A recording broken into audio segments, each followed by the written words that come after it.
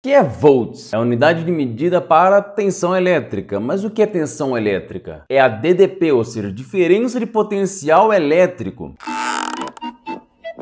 Se você é um desses que fica mais confuso ainda quando ouve falar em DDP, ou diferença de potencial elétrico, então vamos aqui nesse vídeo que eu vou descomplicar tudo e você vai entender de uma forma bem clara de uma vez por todas. Para entendermos facilmente o que é DDP ou a tensão elétrica, vamos aqui rapidamente recapitular um conceito básico aqui. Todo material é composto de átomos. Vamos pegar como exemplo aqui o cobre. Ele é composto de átomos e esses átomos têm em seu núcleo prótons e nêutrons. Os prótons com carga positiva e os nêutrons com carga neutra. Já em sua órbita, igual ao sistema solar, no qual os planetas ficam dando voltas em torno do Sol, o átomo ele tem os seus elétrons dando volta em torno do núcleo do átomo. Esses elétrons possuem a carga negativa. Sendo assim, todo átomo ele tem a sua carga positiva e negativa entre prótons e elétrons equilibrada, ou seja, ele é eletricamente neutro.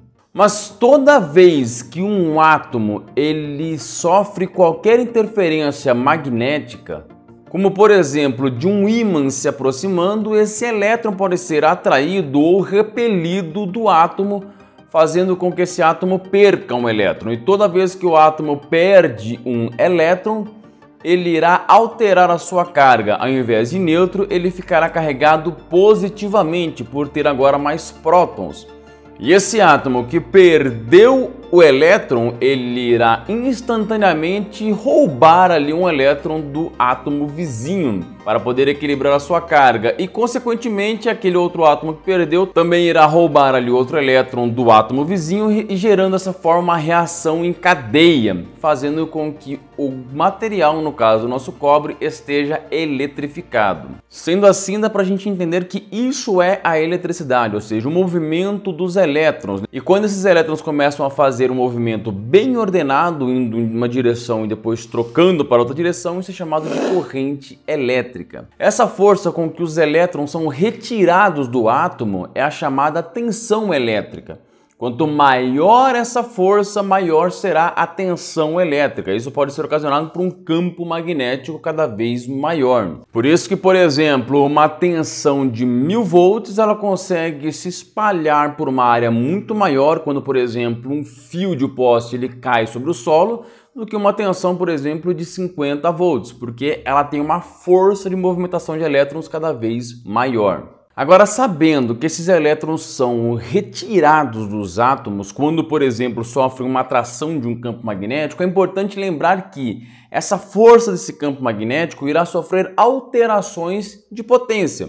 Ou seja, acompanhando, por exemplo, o movimento de uma onda senoidal, podemos entender que o topo da onda senoidal é onde há um máximo de ação do campo magnético sobre o elétron.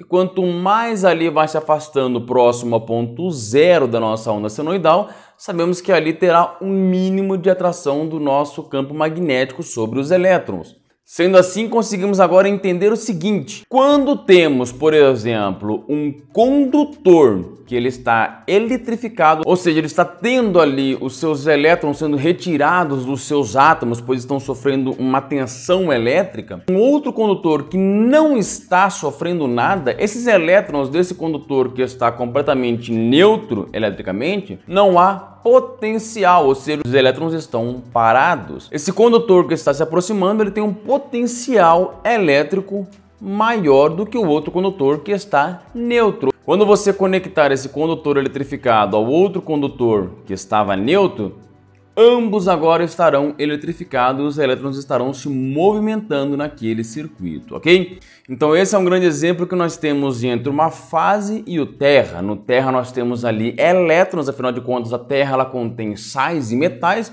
e ali contém elétrons que estão ali eletricamente neutros.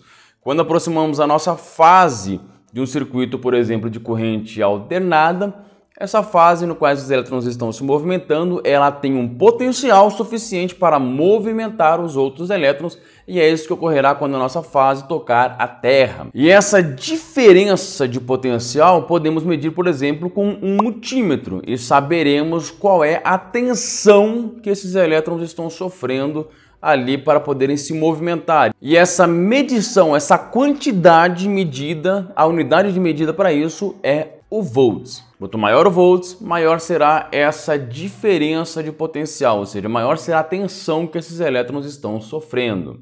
Lembrando que essa ação que os elétrons sofrem, eu resumi falando sobre o ímã como exemplo, mas isso pode acontecer da mesma forma dentro de um transformador, no qual você tem ali as bobinas, no quais elas aumentam o campo magnético. E o campo magnético fornecido pela eletricidade é o mesmo efeito do campo magnético fornecido pelo ímã. Ok, aqui você disse sobre as fases no qual ela está com os elétrons em movimento e a Terra, que está neutra, não há movimentação alguma de elétrons. Mas e quando eu tenho duas fases, ou seja, ambas têm elétrons se movimentando? É bem fácil a gente explicar isso através da nossa onda senoidal.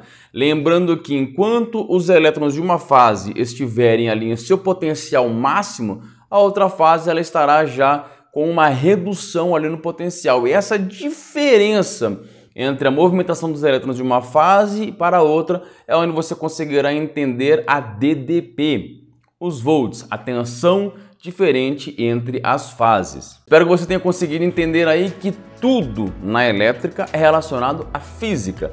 Quando você entende os conceitos básicos aqui de como é que os materiais e como é que os elétrons se comportam dentro do material, você vai entender muito mais facilmente como é que isso funciona. Gostou do vídeo? Então deixa aqui o seu joinha aqui embaixo no vídeo, deixa o seu comentário, comenta o que você gostaria de ver, o que você achou desse vídeo e não esquece de se inscrever e até o próximo vídeo.